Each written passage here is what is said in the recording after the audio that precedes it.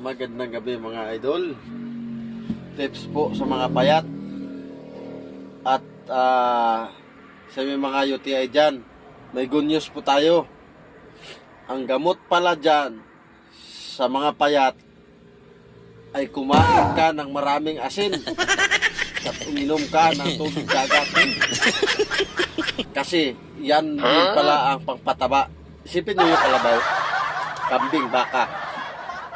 Kapag yan ay pakainin mo sila at inumin mo ng tubig na may asin, tapos tingnan mo mga katawan ng pataba. Yan ang maganda. Sa mga UTI, maganda din yan.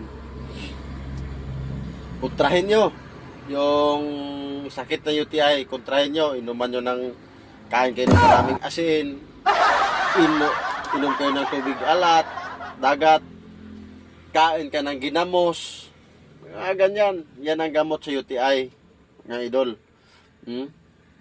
At sana naman, huwag kalimutan mag-follow and share. Thank you.